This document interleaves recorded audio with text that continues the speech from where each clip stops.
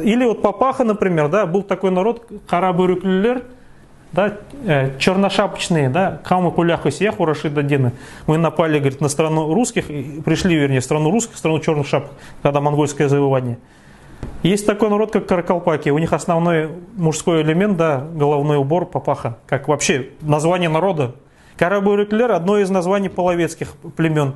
Этих черных клубуков наружно сообщать то, что на Нижнюю Волгу переселяли. То есть вот это все, каждый элемент одежды, да, он несет в себе историю, культуру. Для нас, для Нагайцы-Карагаши, да, у нас деды носили эту папаху. Сними ты эту папаху, ну, мы провели эксперимент, я даже тебе покажу. Когда я вот недавно в Уфе был, я одел одежду башкирскую, потом одел одежду татарскую, потом нагайскую. И меня было не отличить от башкира, не отличить от татарина. Одежда – это такой маркер. Сними эту одежду, ты уже не тот, кто